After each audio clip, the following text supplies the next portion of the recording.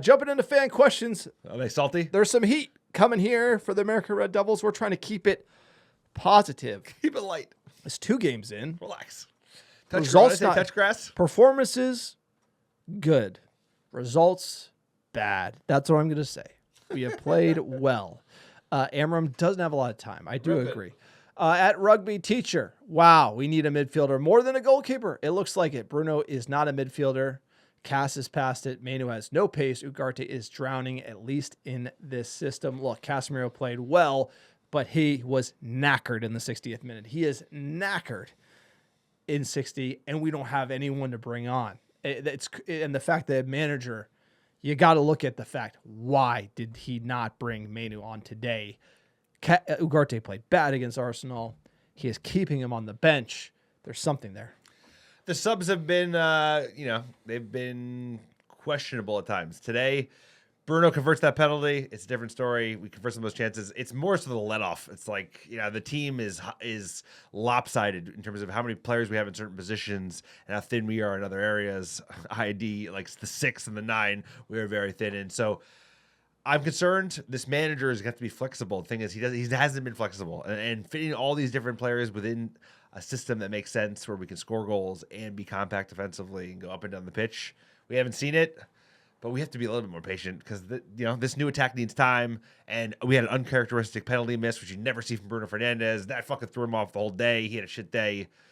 I'm more worried about just filling the holes for the remainder of the season. It's the 24th of August. Let's end the transfer window strong, get some of these deals out, and get a number 6 in that can just be an option for the rest of the season. Dan Ashworth, would not be in the position. He's gone. Okay, I know, but he's gone. No, but this is the problem with United that we have called out for 8 years now. It's like we do not have a serious director of football. Yes, Wilcox is that guy, but he has never done it. He is a technical director. He was hired as a technical director to work for the director of football. He is not a director of football. He is not close to being the director of football of Manchester United because he's doing the bidding of a rich owner who's saying, go get me this guy, and signing more 10s like he's playing FIFA. And that's just the way it is, sir. We have to get away from it. The squad cannot be lopsided. We have to be getting unlopsided. And this is something that forever we love the vibes of it. And it hits us in the mouth every season that we have an incomplete team and we're not signing critical positions. At Brad Guy 666, positive outlook. Chances we had were close to scoring and unlucky. Bruno never misses PKs. Build off this and smash Burnley. Negative outlook. We all got fooled with preseason buzz and this team still can't score and lacks mentality and killers. I want to be positive, but I don't. No, look, that's a great one. It's a mix of two, right? It's like it's not ever one thing. There are positives, there are negatives, and we need to figure it out. Yes. It's like we're not as bad as we everyone is saying we are. We're not as good as we looked a week ago. We're somewhere in between. Manage your expectations appropriately. We're not a top 4 side. We're not a 15th place side. We're somewhere in the middle. So just like it's gonna be a gauntlet of season. But my criticism goes to the owners and the front office because Amorim should have a more balanced squad in front of him. And when you start seeing the midfield already impacting, and United, we leave a lot of key positions late in windows. What did they do in Time. January? I mean, think about what they did in January. They sent out all these attackers. He was really fighting with one arm behind his back. We had no one to score goals. We couldn't. That was the biggest issue. Even as the defense started to get short up in the last 2 months of the season, we could not score goals. But even signing Cesco and then shipping Højlund and not bringing in a replacement for Højlund and to be like, we're going to run it with 1-9 crazy the whole to get rid of season. Højlund. It's actually kind of insane to get rid of Højlund. You have one striker the whole season. You brought in a new young kid. You brought a new young kid for the league. It's nuts. You should keep Højlund, by the way. It's only because we can't sell anyone else. Yeah, like why would it's really like just the front office is more frustrated. Like Amorim deserves criticism, his system, but he does deserve time. But if you look at the roster, it's already impacting us. And United leaves so much critical business late. We always leave these. We like treat the first couple of games for the transfer window as just like, all right, let's just go with this, and then it blows up, and then we're like panic buying at the deadline. It's like United do this way too much. At Timo United, I backed the manager, but it's concerning. We've scored 0 goals in the first 2 games, excluding the own goal at Fulham. I don't have the answer, but it's not my job to find it, sir. What do you make of this one? Scoring goals. Biggest problem we had last season. In a long list of problems, it was the number 1 problem, and it's going to come together. You have a whole new front 3. They need time to kind of gel. We need to be a little bit patient. This fan base has no patience. They haven't earned a lot of patience, the United side that is, because we've watched so much bad football for so long. but we have to stick together and not eat ourselves because it's already like I'm a little concerned about how hot it's gotten so fast. Like I think people need to relax. It was a 30. He's coming into the season with a 38% win rate and bottling the final. I'm not talking. I'm not necessarily behind Ruben Amorim. No, I like Ruben Amorim. I like him too, but I'm not convinced yet. What I'm saying is we just need to be patient because if he is going to turn around, he's not going to turn around in a game. But he should have been back to the if he gets Baleba and San Lamens and he has a 38% win rate, you got no leg to stand on. But right now, as you look at the team, a lot of people playing out of position, and I don't know if he's stubborn or he's definitely stubborn. The Mainoo thing feels weird. That is the non-starting Cesco and the Mainoo thing. It's that's his stubbornness, and you can't. And just like Ten Hag, it's you can't just Ten Hag was well, I can't play good.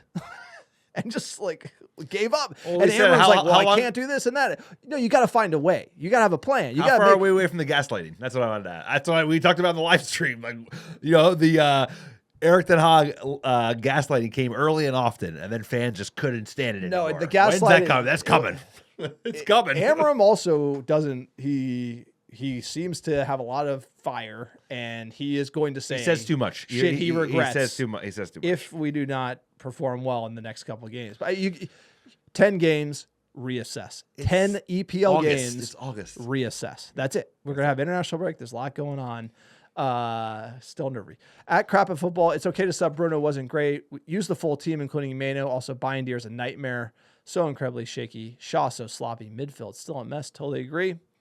At FPL Jetski, the fans aren't the coach, but Amorim does seem tone deaf. Who really thought an early sub for Delo was the answer? Whatever. Fulham are underrated defensively. And at Sunny SoCal Rob 25, what is the goalkeeper coach not seeing that we clearly see as wrong as this team on corners? Corners have been a problem for 6 years, and that's the sign of a soft team. We're soft. I thought, other than the corners, Bayindir had a decent game. He had a couple big saves where kept United in it early.